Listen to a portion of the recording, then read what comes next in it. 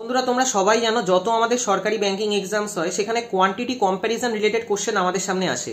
অর্থাৎ কোয়ান্টিটি 1 এবং quantity 2 related question তোমরা সবাই দেখতে পারবে, প্রিলিমসেও দেখতে পারবে এবং মেন্সেও দেখতে পারবে। কিছু কিছু পরীক্ষা আমাদের প্রিলিমসেও আসে এবং ম্যাক্সিমাম পরীক্ষায় আমাদের মেন্সে আসে।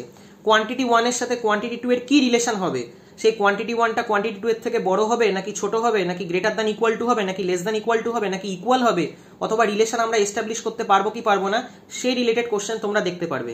এবার প্রচুর স্টুডেন্টস এবং অ্যাসপিরেন্টসরা কোয়ান্টিটি রিলেটেড কোশ্চেনে ভুলভাল করে এবং তারা জানে না যে অ্যাকচুয়ালি কোয়ান্টিটি রিলেটেড কম্প্যারিজন আমরা কিভাবে করি। যখন আমাদের ইউনিটস এক থাকে তখন আমরা কিভাবে করি, যখন আমাদের ইউনিটস আলাদা থাকে তখন আমরা কিভাবে করি। এটা একটা বিশাল বিশাল বিশাল বড় ডাউট ক্রিয়েট হয়ে আছে যে স্যার কোয়ান্টিটি রিলেটেড কোশ্চেন আমরা পুরোপুরি ঠিক করতে পারি না।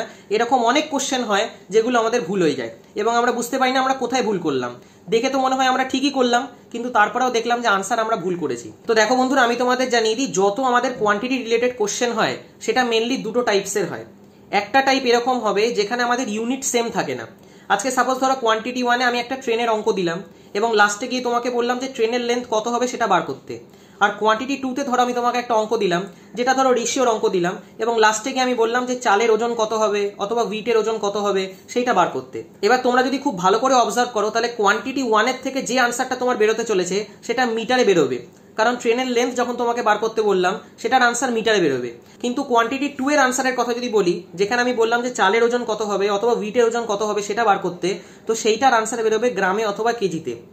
অর্থাৎ কোয়ান্টিটি 1-এ যা ইউনিট আমাদের বেরোলো এবং কোয়ান্টিটি 2 এর আমাদের যা ইউনিট বেরোলো সেটা কিন্তু সেম বেরোলো না, সেটা আলাদা বেরোলো। এবার সাপোজ ধরো কোয়ান্টিটি 1-এ তোমাদের আনসার বেরোলো 600 মিটার এবং কোয়ান্টিটি 2-তে তোমাদের আনসার বেরোলো 2 কেজি। এবার স্যার আমরা কিভাবে কম্পেয়ার করব, কোনটা বড় হবে কোনটা ছোট হবে? তো দেখো বন্ধুরা, আমি তোমাদের জানিয়ে দিই, যখন আমাদের ইউনিটস আলাদা থাকবে এবং যখন আমরা একটা ইউনিট থেকে আরেকটা ইউনিটে কনভার্ট করতে পারবো না, যেমন কোয়ান্টিটি 1-এ 600 মিটার আনসার বেরোলো, কোয়ান্টিটি 2-তে 2 কেজি আনসার বেরোলো, মিটার এবং কেজিকে একটা ইউনিট থেকে আরেকটা ইউনিটে কনভার্ট করা যাবে না, তখন আমরা শুধুমাত্র কোয়ান্টিটি 1 আর কোয়ান্টিটি 2 এর নিউমেরিক্যাল ভ্যালুগুলোকে কম্পেয়ার করি। যেমন কোয়ান্টিটি 1-এ নিউমেরিক্যাল ভ্যালু বেরোলো 600 এবং কোয়ান্টিটি 2-তে নিউমেরিক্যাল ভ্যালু বেরোলো 2। তো আমরা কম্পেয়ার করব যে 600 আর 2 এর মধ্যে কে বড় কে ছোট, সেই হিসাবে আমাদের আনসার হবে। এখানে আমরা কখনোই আনসার দেব না যে relationship cannot be established. Very very very important point. যখন কোয়ান্টিটির ইউনিটস আলাদা হবে তখন কোয়ান্টিটি কম্প্যারিজনে আমরা শুধু নিউমেরিক্যাল ভ্যালুগুলোকে কম্পেয়ার করব এবং সেইখান থেকে আনসার দেব। অর্থাৎ যে কোশ্চেনটা আমি এক্ষুনি বললাম তোমাদের, সেইখানে কোয়ান্টিটি 1টা বড় হয়ে যাবে কোয়ান্টিটি 2 এর থেকে, কারণ কোয়ান্টিটি 1 এর ভ্যালু 600 আর কোয়ান্টিটি 2 এর ভ্যালু 2। কিন্তু কোয়ান্টিটি 1 এবং কোয়ান্টিটি 2-তে আমি যদি সেম ইউনিটস ইউজ করি অথবা এমন ইউনিট ইউজ করি যেটাকে একটা থেকে আরেকটাকে কনভার্ট করা পসিবল, যেমন সাপোজ ধরো কোয়ান্টিটি 1-এ আমি এরকম একটা কোশ্চেন দিলাম যেখানে তোমাকে রাইসের ওজন বার করতে হবে অথবা চালের ওজন বার করতে হবে এবং তোমার আনসার এলো 20 গ্রামস, এবং কোয়ান্টিটি 2-তেও তোমাকে এরকম একটা কোশ্চেন দিলাম যেখান থেকে তোমার ফাইনাল অ্যান্সার কেজিতেই আসবে এবং তোমার ধরো উইটের ওজন এলো 2 কেজি। তো তাহলে কে বড় হবে স্যার? তাহলে তো সেই ক্ষেত্রে 20টা বড় হয়ে গেল। যদি আমরা নিউমেরিক্যাল ভ্যালুতে কম্পেয়ার করি তো 20টা 2 এর চেয়ে বড় হয়ে যাবে, মানে কোয়ান্টিটি 1টা কোয়ান্টিটি 2 এর থেকে বড় হয়ে যাওয়া উচিত। কিন্তু এমনটা হবে না, কারণ 20 গ্রামস তুমি যদি ইউনিটটাকে নাও তাহলে 20 গ্রামস 2 কেজির থেকে ছোট হয়। তো ন্যাচারালি এই ক্ষেত্রে কোয়ান্টিটি 1 ছোট হবে কোয়ান্টিটি 2 এর থেকে, যদিও বা কোয়ান্টিটি 1 এর নিউমেরিক্যাল ভ্যালু কোয়ান্টিটি 2 এর চেয়ে বড়। কিন্তু যেহেতু আমাদের ইউনিটস গুলো একটা ইউনিট থেকে আরেকটা ইউনিটে কনভার্ট করা যাবে, ওই জন্য আমাদেরকে ইউনিট ধরে কম্পেয়ার করতে হবে। কারণ তুমি যদি কোয়ান্টিটি 1টা দেখো তাহলে 20 grams is nothing but 20 divided by 1000 করবে, তাহলে তুমি কেজিতে আনসার পেয়ে যাবে। তাহলে 0.02 কেজি তোমার চলে এলো এবং পরের যে আনসারটা সেটা তোমার এলো 2 কেজি। তো কে বড় হলো? যদি আমরা দুটো ইউনিটকে সেম বানাই তো কোয়ান্টিটি 1টা ছোট হয়ে গেল, কোয়ান্টিটি 2টা বড় হয়ে গেল। অর্থাৎ এই ক্ষেত্রে কারেক্ট আনসার হয়ে যাবে quantity 1 is less than quantity 2। এবং এই জিনিসটা ম্যাক্সিমাম স্টুডেন্টস এবং অ্যাসপিরেন্টসরা জানে না, তারা বারবার এই জিনিসটা ভুল করে দেখে তাদের কোয়ান্টিটি 1 এবং কোয়ান্টিটি 2 রিলেটেড কোশ্চেনে কোনোদিনও ফুল মার্কস আসে না।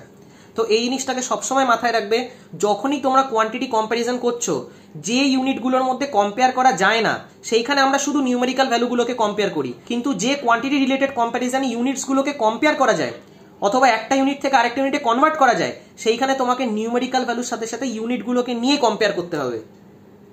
তো এই ছিল আজকের ভিডিও। বাকি আশা করি তোমাদের প্রিপারেশন খুব ভালো চলছে। ফুল কনফিডেন্সের সাথে ফুল মোটিভেশনের সাথে প্রিপারেশন করো এবং যদি কোথাও গাইডেন্স লাগে তো তোমরা গাইডেন্সও নিতে পারো। আমি নিজেও পার্সোনালি সমস্ত ব্যাংকিং এক্সামসের জন্য অনলাইনে ম্যাথস এবং রিজনিং পড়াই। তো তোমরা যদি চাও তো আমার সাথেও কন্ট্যাক্ট করতে পারো। আমার হোয়াটসঅ্যাপ নাম্বার 8617204564। তো যদি তোমরা গাইডেন্স চাও তাহলে কল করো না, হোয়াটসঅ্যাপ করো, কারণ কল অনেক সময় আমি ধরতে পারি না। আমি নিজে আইবিপিএসপি এবং আইবিপিএস ক্লার্ক দুটো পরীক্ষায় ফার্স্ট অ্যাটেম্পটেই ক্লিয়ার করেছি। তো ন্যাচারালি তোমাদেরকে খুব ভালো করে গাইড করতে পারবো যে কি আমাদের টেকনিক অফ সলভিং হওয়া উচিত, কিভাবে আমরা আমাদের টাইম বাঁচাতে পারি, যাতে আমরা আমাদের অ্যাটেম্প বাড়াতে পারি। কারণ যে কোনো পেপার তোমরা আজকে তুলে নিয়ে দেখতে পারো, সে আইবিপিএস পিওর পেপারই তোলো, আইবিপিএস ক্লার্কেরই পেপার তোলো, আরআরবি পিওর পেপারই তোলো, দেখবে সেখানে টাইম একটা ভীষণ ভীষণ ভীষণ ইম্পর্টেন্ট রোল প্লে করে। সময়ের মধ্যে তোমাকে কোশ্চেনগুলোকে সলভ করতে হবে এবং আনসারিং করতে হবে।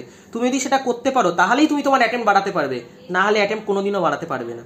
তো এই জিনিসটা সবসময় মাথায় রাখবে এবং খুব ভালো করে প্রিপারেশন নাও এবং চেষ্টা করো তার কাছ থেকেই গাইডেন্স নেওয়ার যে অলরেডি এই ফিল্ডে সিলেক্টেড, যাতে করে তার টেকনিক অফ সলভিং এবং তার মেথড অফ সলভিং খুব ভালো করে শিখতে পারো এবং সেই জিনিসগুলোকে পরীক্ষায় অ্যাপ্লাই করতে পারো। বাকি এই ছিল আজকের ভিডিও। আই হোপ তোমাদের এই ভিডিওটা দিয়ে কিছুটা হেল্প করতে পারলাম। ভিডিওটা যদি তোমাদের ভালো লেগে থাকে তাহলে অবশ্যই লাইক এবং বন্ধুদের সাথে শেয়ার করো। Thank you.